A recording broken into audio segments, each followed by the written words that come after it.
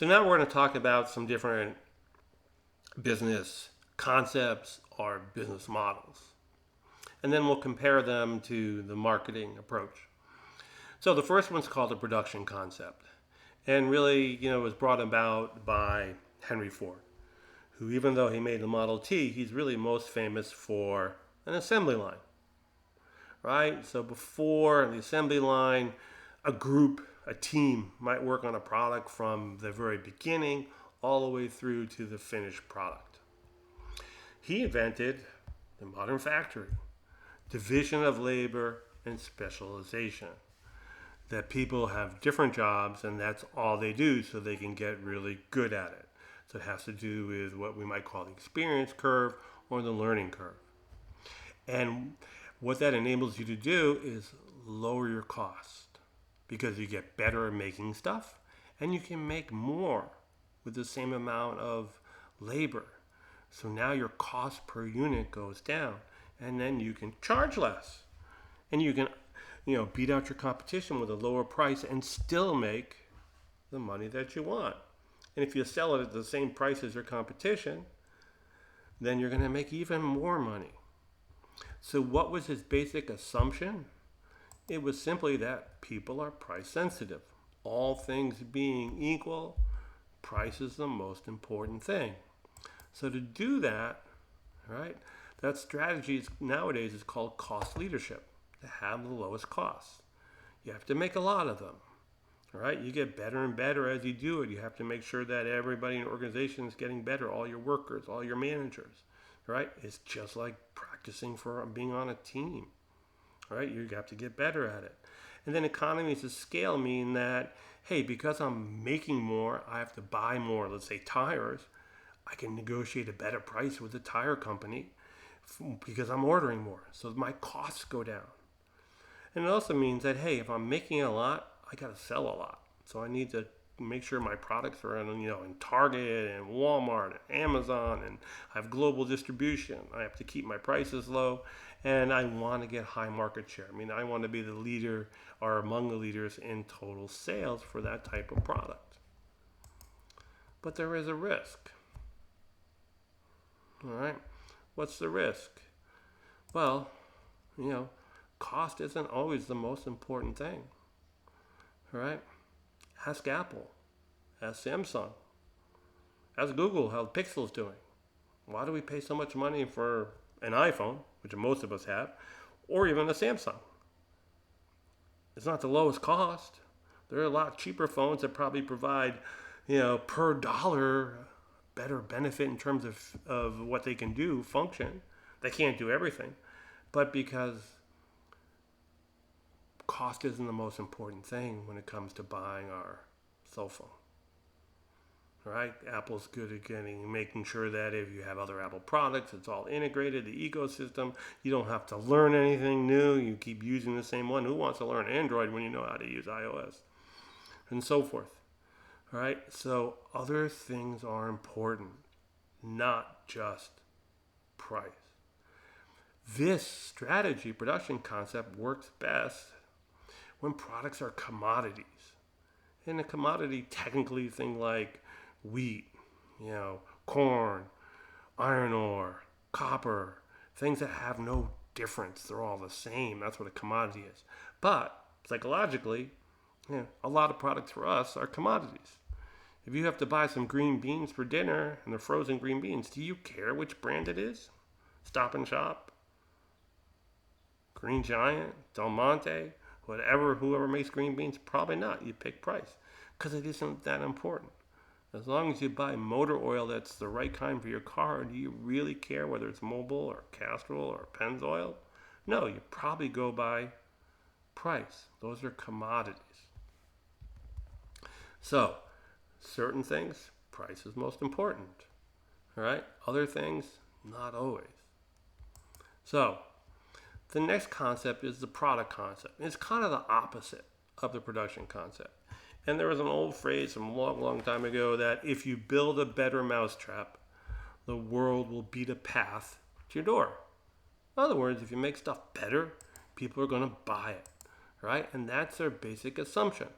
So many times, especially in technology-oriented products, companies are, trying to come out with the best stuff, more and better, new, improved, version 1, 2, 3, and so forth.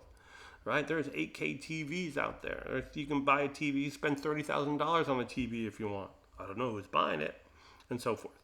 All right? And stuff. So, hey, if that's in demand, it's okay.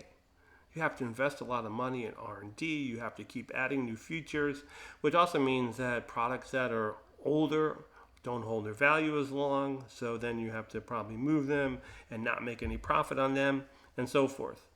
And that's fine if people want that, but what's the risk? Well, do you always buy the most expensive product you can with the most stuff? Do you always buy the least expensive, regardless? Probably not. All right? So the risk is, hey, when you add new features and enhancements or services, you have to make sure that those new things are meaningful, that they add benefits that are meaningful to your target market, to the customer that you're serving. If they're not, they're nice, but I don't need them, I don't want to pay that much, right? Then you're just hurting the overall value of your product, because now it's more expensive, and whatever new things they can do or capabilities, I really don't care. All right, so your value goes down. So this is common, for companies where there's technology and it's very competitive to get to the point where their products are really, really good, but they're too expensive, and then somebody comes along with something different that's inexpensive, not as good, but will do the job, and they end up flipping the whole market. So you have to be careful, right? You have to make sure that your product fits the customer's desires. All right. So the next one's a sales concept, and this will take a little bit because I have fun doing it, to be honest. All right.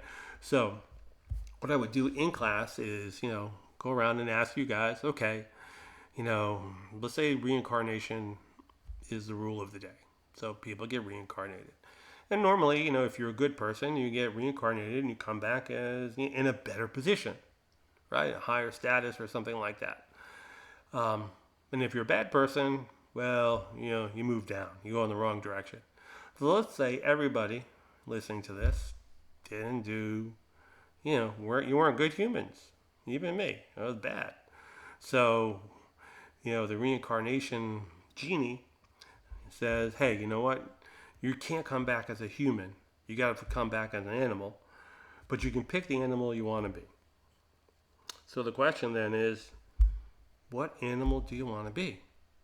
And if I went around the room, I usually get things like a lion, a tiger, a cheetah, a gorilla, a shark, a great white shark,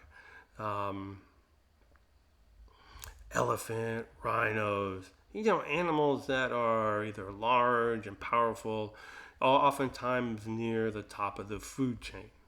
I mean, if I was to answer the question, I'd say either an anaconda, a tiger, or a killer whale. All right? So, but nobody ever says they want to be a sheep or a lamb. Why? All right? Well, people are like sheep. All right? That's the assumption that the sales concept makes. That they don't know what they want. They're in a big herd. They're easily influenced by a barking dog. They eat and then the grass, and they look up and they're looking at another sheep. But, if a couple of wolves came along and their dogs weren't there, the sheep could just trample the wolves. But no, they don't know. They just run and let the other sheep, poor ones, get eaten. So they're not very smart. They're not very brave, and so forth. And then once or twice a year, they get fleeced. The farmer or the shepherd, takes the shears and takes off all their wool. And then when they're no longer, the wool's not that desirable anymore, they're getting older, they sell them for meat. So they get eaten. So it's not a great life, right? But that's the assumption. That basically if you tell a good story, stretch the truth, tell people what they want to hear, all right, make everything look good, people will buy it. All right? So that's a strategy. Use lots of promotion, persuasion, It's the products that people buy online. Think of them, say they're coming from China, whether they're through Amazon or Shein or Temu, that really they don't do what they're supposed to do. All right, even though they have all these fake reviews and 5 stars and all that kind of stuff. That's what it is.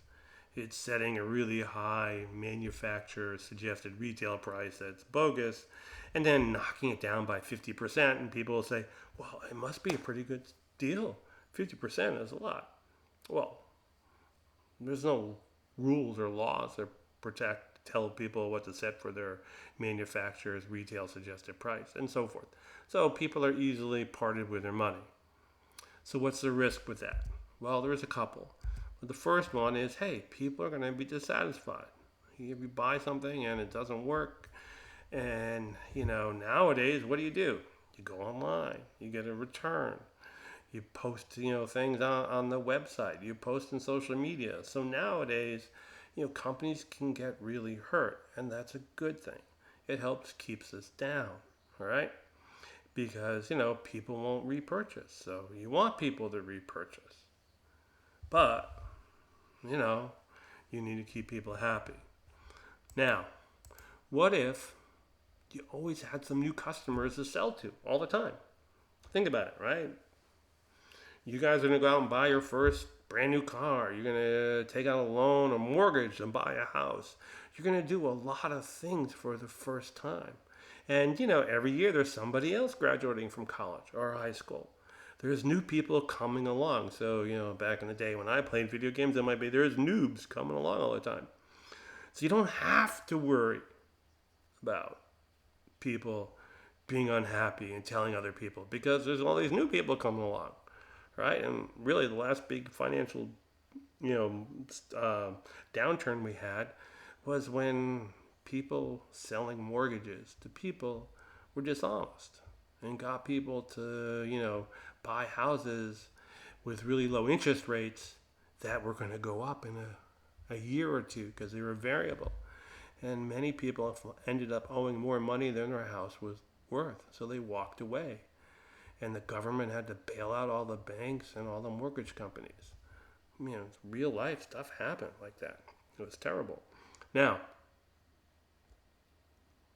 so here you go. Here's best image I could find. Hey, car, used cars, new cars, pushy salespeople, free gifts, music, food, entertainment, jack up the prices, have extra, things on it. Oh, we got a clear coat, all these different things that they say they do to help protect the car better.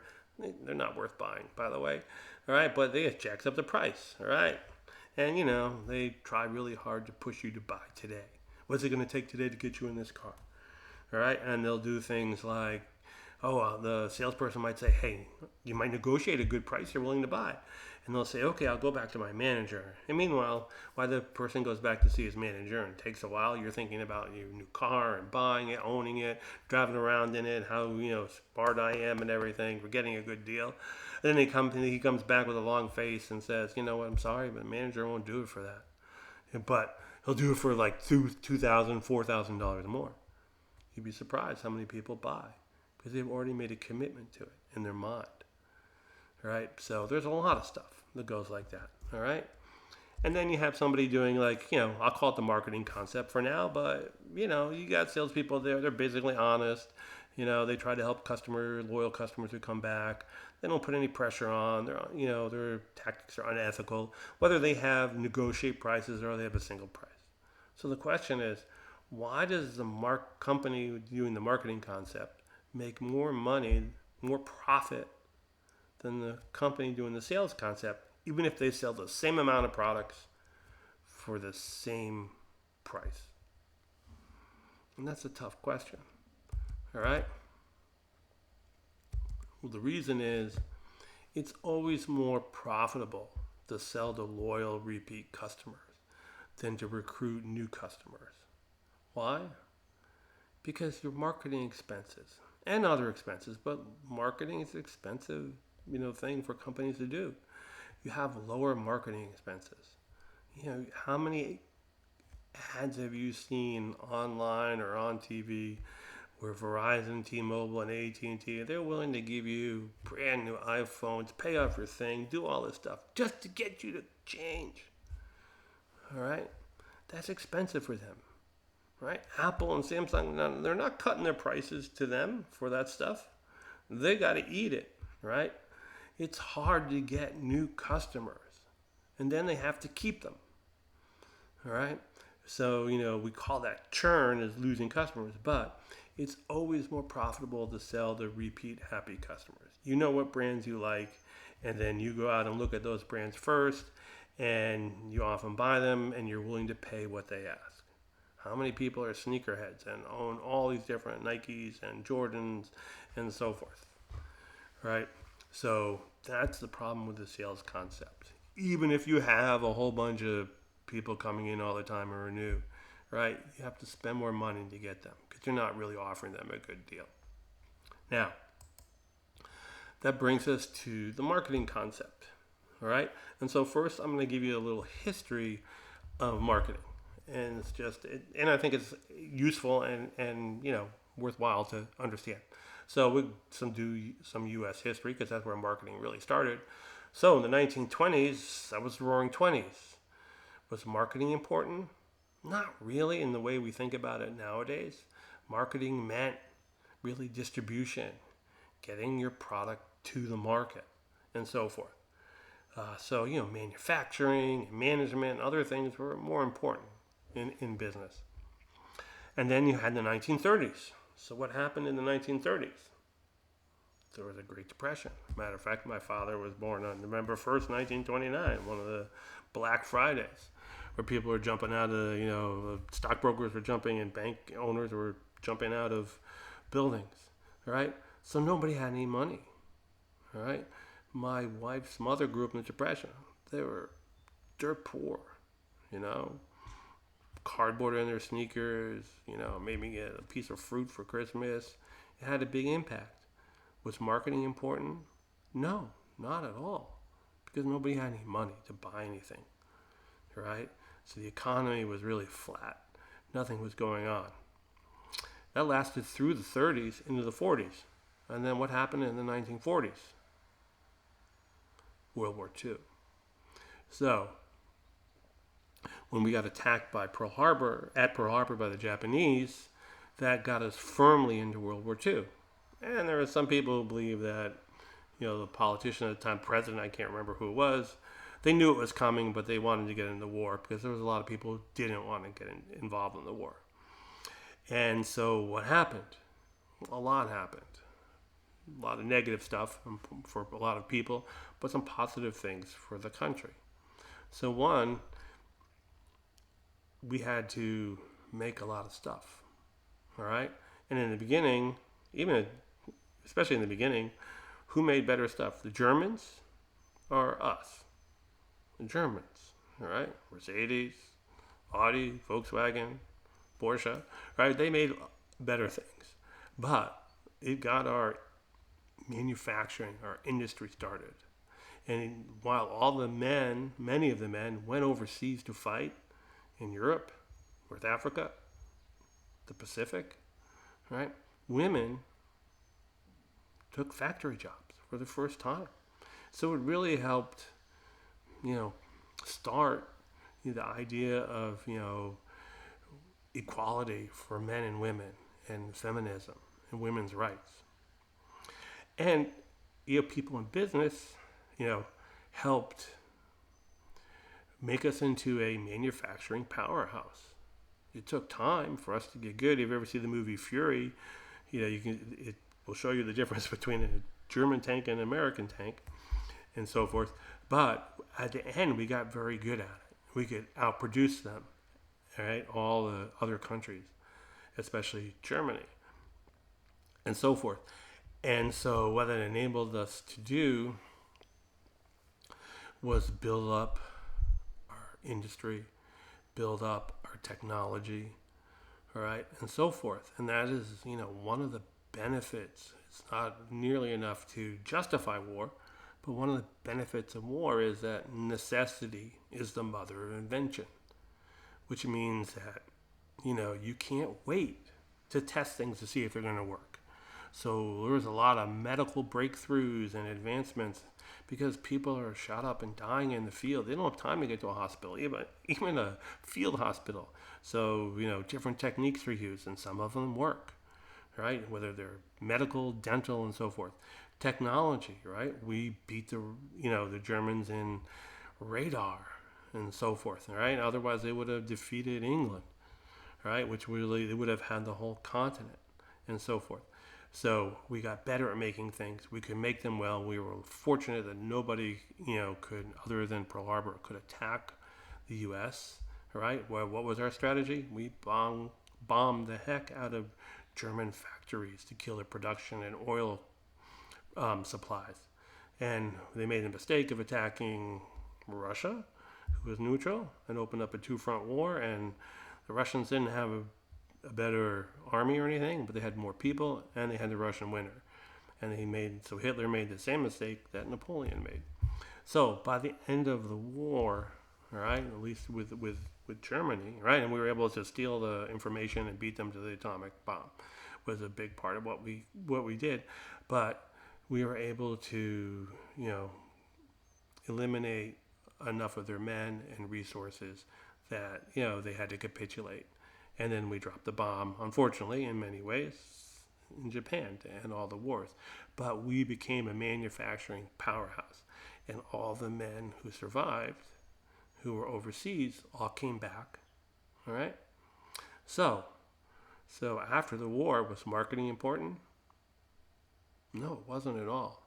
Because you had young men and women who went overseas, who had grown up in a depression, never had any money, and now they come back and they can start a family, get a job, no problem, buy all this stuff that's new and everything.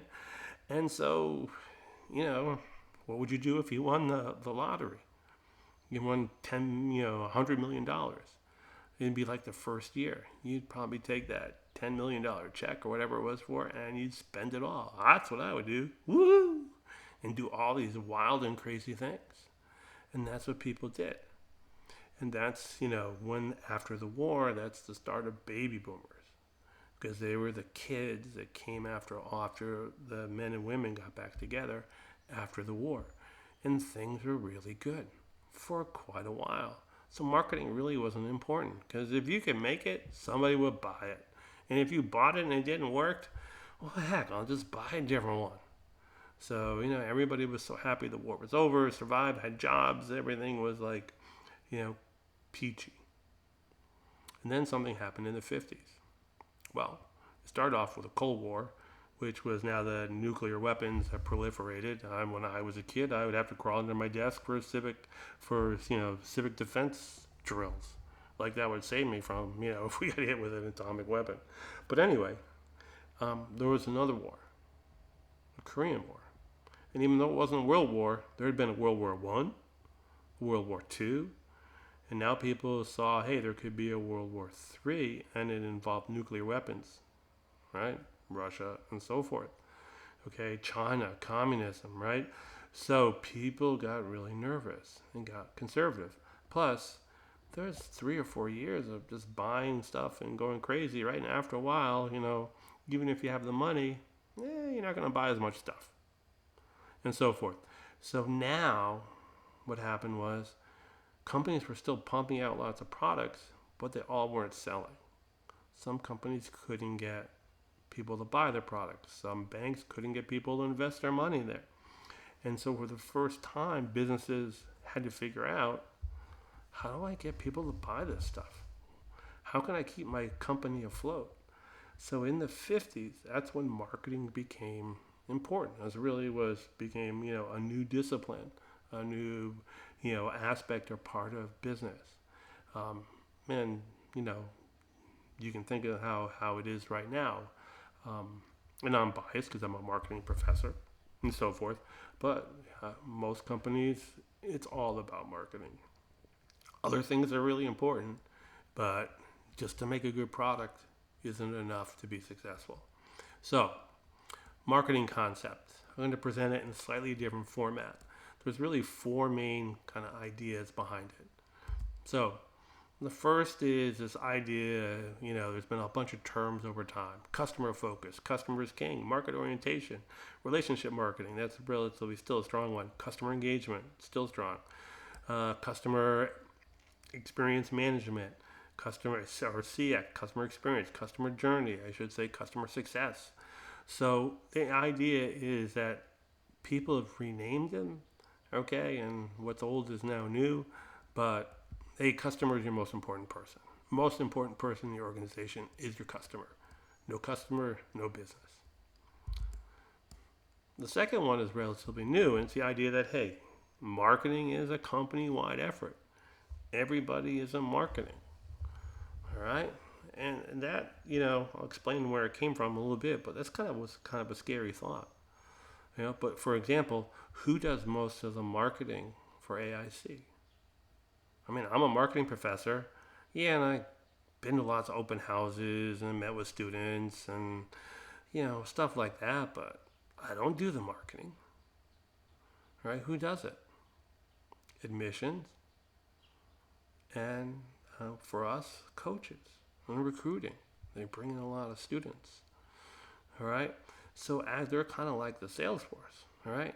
Now, so, okay, they're doing that part, but how is other people in marketing? Well, if you come to my class and you hate it, and you go back for Thanksgiving, and people ask, hey, how do you like school? And you say, it's great except for that marketing professor. He's terrible, all right? Or you get, a hard time to get your money right through financial aid or the business office, all right? Those things, right? We're not in marketing, but it affects people's perception.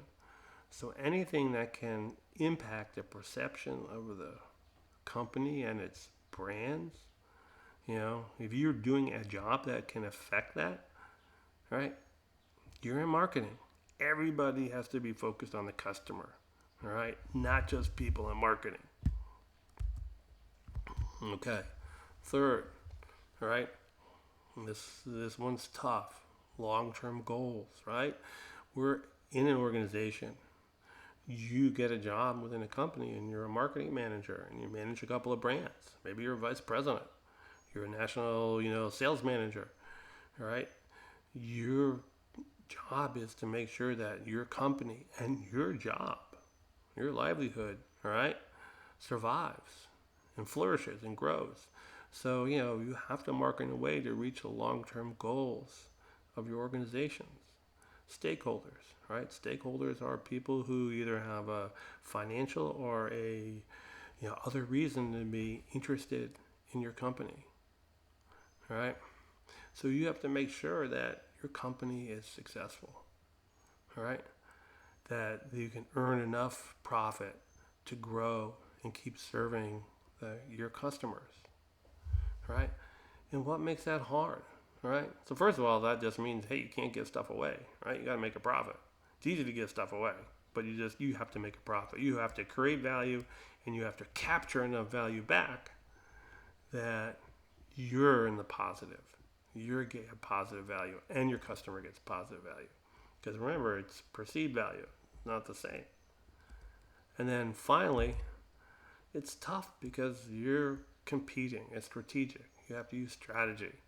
You have to be smart, all right? You must compete against other companies, all right? So, there's lots of companies, right? These are some of the cell phone companies I stopped updating a little while ago. But, yeah, hey, Apple's still around, some Samsung, Kyocera, maybe. Nokia's gone, at least in the U.S. Motorola sold them. They're still around, but much smaller. Blue, OnePlus, Google Pixel, still around, right? But where's BlackBerry? Gone, right? They were the leaders for a while. So it's really tough to do this. So you have to keep working hard. And that makes marketing challenging, exciting, and if you're good at it, financially very rewarding.